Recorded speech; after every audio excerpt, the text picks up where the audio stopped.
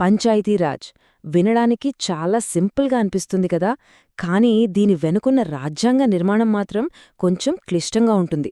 దీనికి పునాది అధికరణ 243. ఇది ఏ నుంచి ఓ వరకు అక్షరాల రూపంలో ఉంటుంది. మనలో చాలామందికి ఇదొక పెద్ద చిక్కుముడి లాంటిది. కాని కంగారుపడకండి, ఈరోజు మనం ఈ చిక్కుముడిని ఒక సింపుల్ కథలా చెప్పుకుందాం. దీనివల్ల ప్రతి అధికరణ ఎప్పటికీ గుర్తుండిపోతుంది. సరే, ఇంకాలస్యమెందుకు, అసలు విషయంలోకి వెళ్ళిపోదాం. ఒక ఆలోచన నుంచి స్టెప్ బై స్టెప్ ఒక పూర్తిస్థాయి స్థానిక ప్రభుత్వం ఎలా పుడుతుండో మనం చూద్దాం. ఇక్కడ ప్రతి అక్షరం ఒక అడుగనమాట. ఇది ఒక చిన్న ఐడియా నుంచి మొదలయ్యి పూర్తి ప్రభుత్వ యంత్రాంగం వరకు సాగే ప్రయాణం. మన ఈ ప్రయాణాన్ని ఒక 4 భాగాలుగా చూద్దాం. మొదటగా ఫౌండేషన్ ఎలా వేస్తారో చూస్తాం. తరువాత ప్రజలు వాళ్ల పదవీకాలం, రూల్స్ గురించి తెలుసుకుందాం. ఆ తరువాత ఒక ప్రభుత్వానికి అత్యంత ముఖ్యమైన అధికారం, డబ్బు గురించి మాట్లాడుకుందాం. ఇక చివరగా ఎన్నికలు, ఇంకా ఈ చట్టం ఎక్కడ వర్తిస్తుందో చూద్దాం. సరే, మన కథలో మొదటి భాగానికి వచ్చేశాం. గ్రామస్థాయిలో ప్రజాస్వామ్యానికి పునాది వేయడం. ఒక ఇల్లు కట్టాలంటే ముందు ఫౌండేషన్ వెయ్యాలి కదా, అలాగే ఇక్కడ కూడా ఒక ప్రభుత్వాన్ని నిర్మించాలంటే ముందు దాని పునాదిని బలంగా వెయ్యాలి.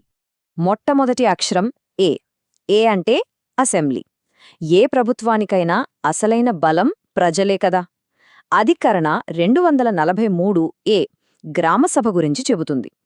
ఈ గ్రామసభ అంటే మరేంటో కాదు, ఆ ఊళ్ళో ఓటు హక్కున్న ప్రతి ఒక్కరూ అన్నమాట. సింపుల్గా చెప్పాలంటే ఇది ఆ ఊరి పార్లమెంట్ లాంటిది. ఇక్కడ చాలామందికి ఒక కన్ఫ్యూజన్ వస్తోంది. గ్రామసభ, గ్రామ పంచాయతీ రెండూ ఒకటేనా? అస్సలు కాదు. గ్రామసభ అంటే ఊరంతా, అంటే ఓటర్లందరూ. వాళ్లే ప్రజాస్వామ్యానికి పునాది. మరి గ్రామ పంచాయతీ అంటే ఆ ఊరంతా కలిసి రోజువారీ పనులు చూసుకోవడానికి ఎన్నుకున్న ఒక చిన్న టీమనమాట. ఈ చిన్న తేడా చాలా ముఖ్యం. సరే, గ్రామసభ అనే ఫౌండేషన్ రెడీ అయింది. మరి నెక్స్ట్ ఏంటి? అదే బీ. బీ ఫర్ బిల్డ్, అంటే కట్టడం. ఈ ఫౌండేషన్ మీద ఇప్పుడు మనం ఒక స్ట్రక్చర్ కట్టాలి. అధికరణ 243 సరిగ్గా ఇదే చెప్తుంది. గ్రామ, మండల, జిల్లా ఇలా 3 స్థాయిల్లో పంచాయతీలను ఖచ్చితంగా ఏర్పాటు చెయ్యాలి అని. ఫౌండేషన్ వేశాం, దానిమీద బిల్డింగ్ మొదలుపెట్టాం. ఇప్పుడు సి. సి అంటే కన్స్ట్రక్షన్, అంటే ఆ కట్టడం యొక్క పూర్తి డిజైన్ అన్నమాట. అసలు ఈ పంచాయతీలో ఎవరుంటారు, ఎంతమంది సభ్యులుండాలి, వాళ్లను డైరెక్ట్గా ఎన్నుకోవాలా లేక పరోక్షంగానా? ఇలాంటి అన్ని ప్రశ్నలకు సమాధానమే ఈ ఆర్టికల్. ఒక రకంగా చెప్పాలంటే ఇది మన ప్రభుత్వానికి ఒక బ్లూ ప్రింట్ లాంటిది. ఓకే, ఇప్పుడు మన దగ్గరే ఒక స్ట్రక్చర్ ఉంది. కానీ ఒక ఇల్లు అంటే ఇటుకలు, సిమెంట్ కాదు కదా. అందులో మనుషులు ఉండాలి.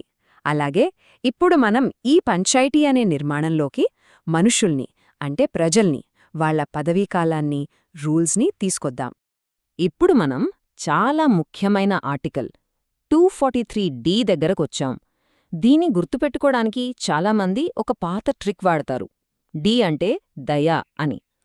కాని ఒక్క నిమిషం, రిజర్వేషన్ అనేది దయతో ఇచ్చేది కాదు కదా. ఈ ఆలోచనే తప్పు.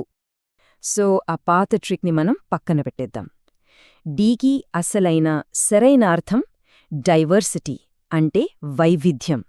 రాజ్యాంగం ఉద్దేశం ఎవరిమీద దయ చూపించడం కాదు, పాలనలో అందరికీ అవకాశమివ్వడం, ఆ వైవిధ్యాన్ని తీసుకురావడం. చూసారా, ఇది దయ కాదు, ఇది రాజ్యాంగమిచ్చిన హక్కు.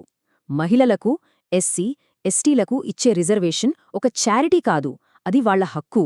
ఎందుకంటే వేల ఏళ్లుగా పాలనకు దూరంగా ఉన్నవాళ్లని అధికారంలోకి తీసుకురావడమే దీని అసలు లక్ష్యం. రైట్, పంచాయతీ రెడీ అయింది. అందులో డైవర్సిటీ కూడా ఉంది. మరి వీళ్ళు ఎంతకాలం పదవిలో ఉంటారు?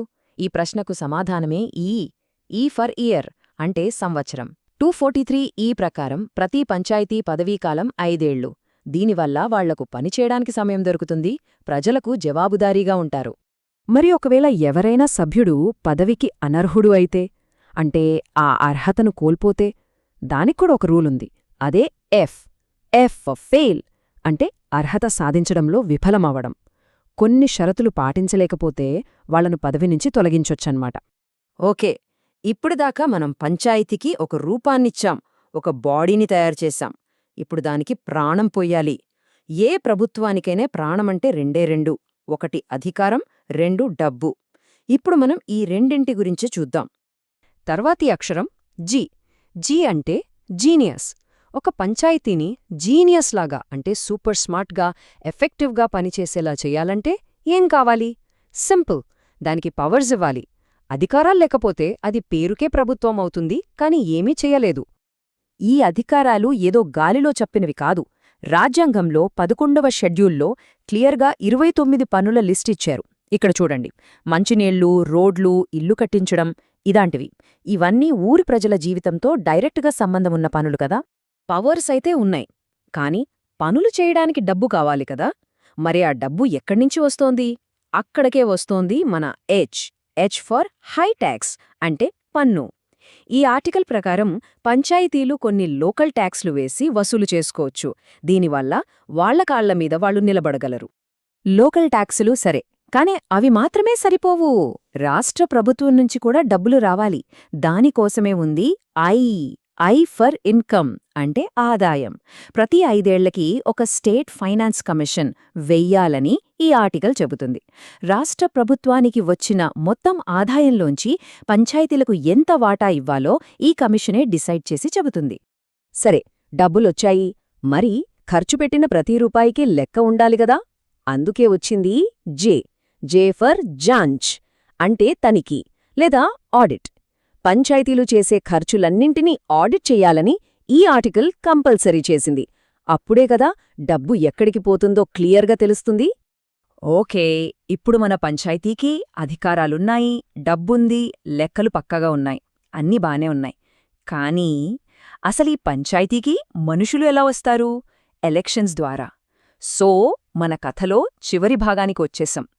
ఇక్కడ మనం ఎన్నికల గురించి, ఈ చట్టం ఎక్కడ వర్తిస్తుంది, ఎక్కడ వర్తించదు అనే విషయాలు చూద్దాం. ఎలక్షన్స్ గురించి చెప్పే ఆర్టికల్ 243K. దీన్ని గుర్తుపెట్టుకోవడానికి ఒక ఫన్నీ ట్రిక్ ఉంది. K for kings 11 IPL team. Kings 11లో 11 అంటే 11 కదా. ఇంగ్లీష్లో 11 ఈతో మొదలవుతుంది. ఈ ఫర్ ఎలక్షన్. వినడానికి కొంచెం విచిత్రంగా ఉన్నా భలే గుర్తుంటుంది. ఈ ఆర్టికల్ ఏం చెప్తుందంటే పంచాయతీ ఎలక్షన్స్ కోసం ఒక స్టేట్ ఎలక్షన్ కమిషన్ ఉండాలని. మరి పంచాయతీరాజ్ చట్టం అన్ని చోట్ల వర్తిస్తుందా? ఇక్కడే ఎల్, ఎం అనేవి ఒక కాయిన్కి బొమ్మ, బొరుసులాంటివి. ఎల్ అంటే లాగు హోనా అంటే అప్లై అవ్వడం. దీని ప్రకారం ఈ చట్టం కేంద్రపాలిత ప్రాంతాలకు కూడా వర్తిస్తుంది. దానికి సరిగ్గా ఆపోజిట్ ఎం. ఎం అంటే మనాకర్ణ అంటే వద్దనడం. కొన్ని గిరిజన ప్రాంతాల ప్రత్యేక సంప్రదాయాలను కాపాడటానికి అక్కడి చట్టం వర్తించకుండా ఇది మినహాయింపు ఇస్తుంది. ఇక చివరి 2 క్లోజింగ్ ఆర్టికల్స్ లాంటివి. ఎన్ అంటే నిరంతర్, కంటిన్యూ అవ్వడం.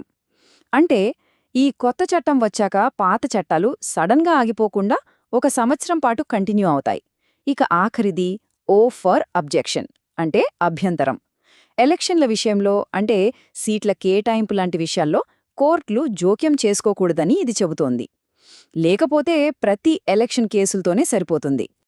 అదండి సంగతి. ఏ నుంచి ఓ వరకు మన ప్రయాణం. ఒకసారి ఫాస్ట్గా రీక్యాప్ చేద్దామా? A assembly, B build, C construction, D diversity, E year, F fail, G genius, H tax, I income, J జాంచ్, కే కింగ్స్ ఎక్సై ఎలక్షన్, ఎల్ లాగు, ఎం మన, ఎన్ నిరంతర్ మరియు ఓ అబ్జెక్షన్. చూసారుగా, ఈ ట్రిక్స్తో ఎంత కష్టమైన టాపిక్ అయినా ఒక కథలా ఈజీగా అర్థమైపోతుంది. కానీ వెళ్లే ముందు ఒక్క ప్రశ్న. మన రాజ్యాంగం పంచాయతీలకు 29 విషయాల్లో అధికారమిచ్చింది. కానీ నిజంగా చూస్తే చాలా పంచాయతీలు ఇప్పటికీ డబ్బుల కోసం, పర్మిషన్ల కోసం రాష్ట్ర ప్రభుత్వాల మీదే ఆధారపడుతున్నాయి. మరి రాజ్యాంగమిచ్చిన ఈ మాట ఇంకా పూర్తిగా నెరవేరినట్టేనా? ఈ గ్యాప్ని పూడ్చడానికి మనమేం చేయాలి? దీని గురించి ఆలోచించండి.